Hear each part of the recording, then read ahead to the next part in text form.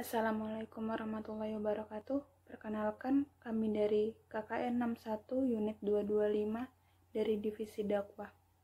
Saya Adelia Sukma Ardana dengan NIM 17523-161 dari Fakultas Teknologi Industri, jurusan Informatika. Halo teman-teman, perkenalkan nama saya Muhammad Sadar Rasyad dengan NIM 174104332. Saya berasal dari Fakultas Hukum, jurusan Ilmu Hukum.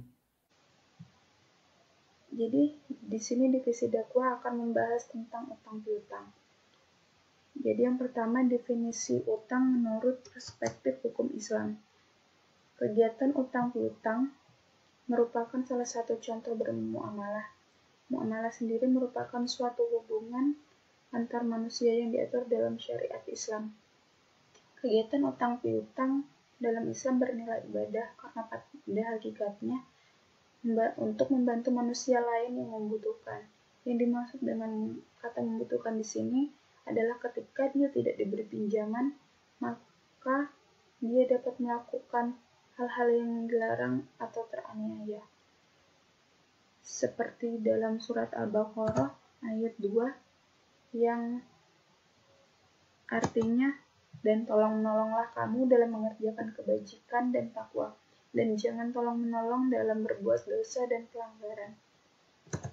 Selanjutnya ada definisi utang menurut perspektif hukum positif. Jadi menurut KUHP Perdata, perjanjian merupakan suatu perbuatan yang dimana salah satu atau lebih mengikatkan diri terhadap satu orang lain atau lebih. Jadi utang termasuk dalam perjanjian. Jadi perbuatan tersebut membentuk perikatan yang menciptakan hubungan hak dan kewajiban. Hak dan kewajiban tersebut diatur dalam kaidah-kaidah hukum yang bertujuan untuk menghindari terjadinya suatu pertentangan atau hal yang tidak diinginkan dari pihak yang berkepentingan.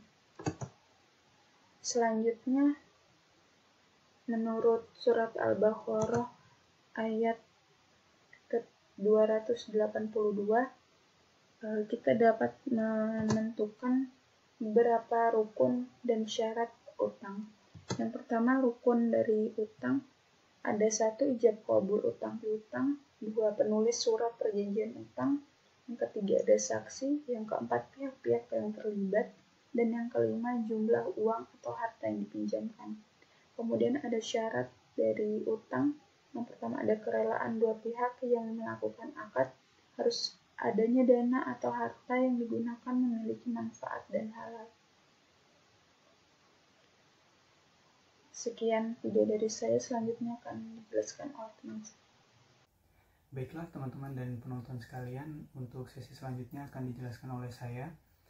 Pada kesempatan kali ini saya akan menyampaikan dua topik pembahasan utama.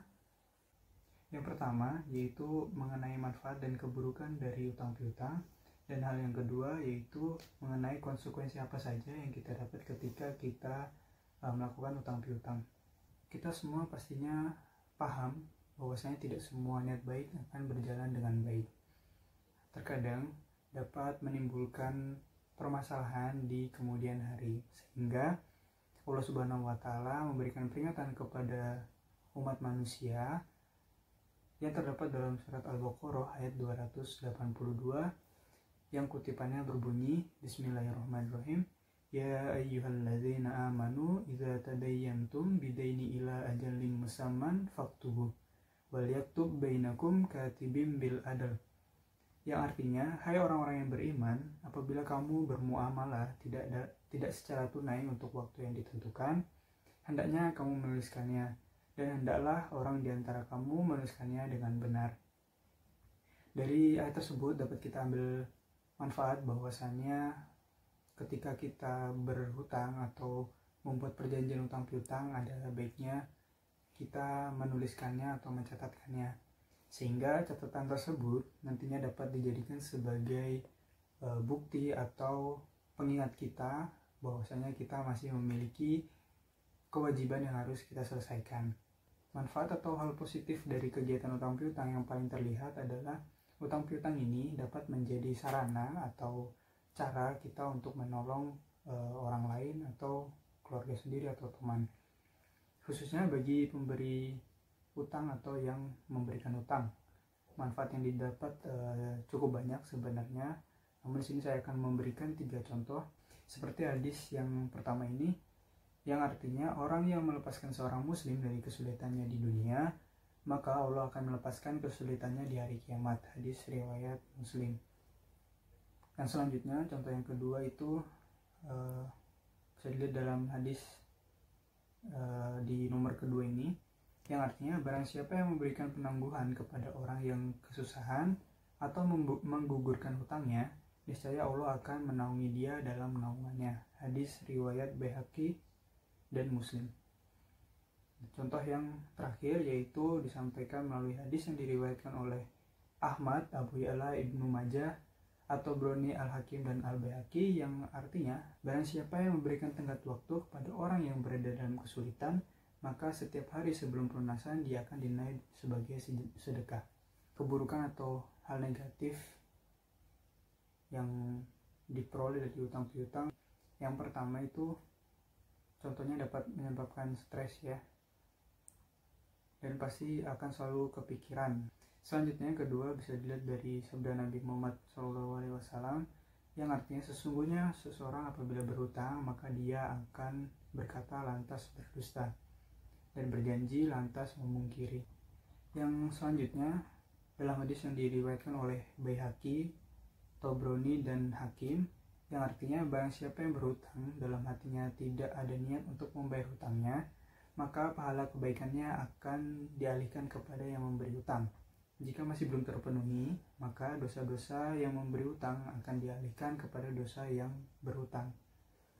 Lalu keburukan atau hal negatif dari utang piutang ini juga bisa dilihat dan ditemui dari konsekuensi apa saja yang kita dapat dan harus kita lakukan ketika kita berhutang.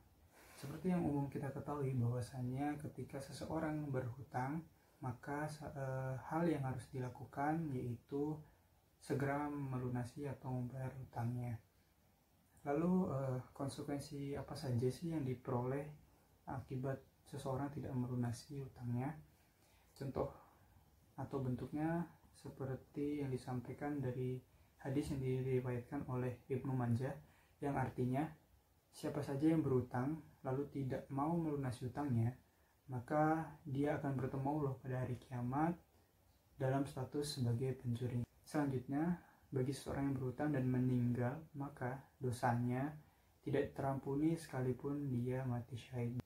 Dan yang terakhir, contoh yang bisa saya berikan yaitu seseorang akan tertunda masuk surga, salah satunya karena ia masih memiliki hutang.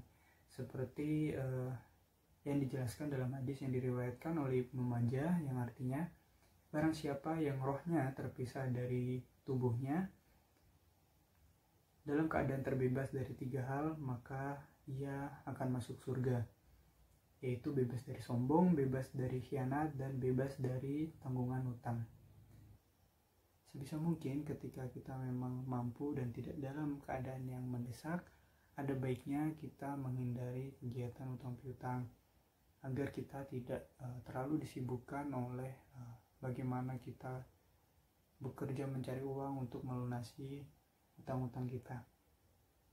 Teman-teman dan penonton yang dirahmati oleh Allah, itu tadi sedikit penjelasan yang disampaikan oleh kami. Semoga apa yang kami sampaikan dapat bermanfaat bagi teman-teman dan penonton sekalian. Kami pastinya memohon maaf apabila ada kesalahan dan masih banyak kekurangan dalam penyampaian dakwah ini. Untuk penutupnya, marilah kita bacakan doa kafaratul majlis. Bismillahirrahmanirrahim. Subhanakallahumma wa bihamdika asyhadu an la ilaha illa anta astaghfiruka wa atubu ilaik. Assalamualaikum warahmatullahi wabarakatuh.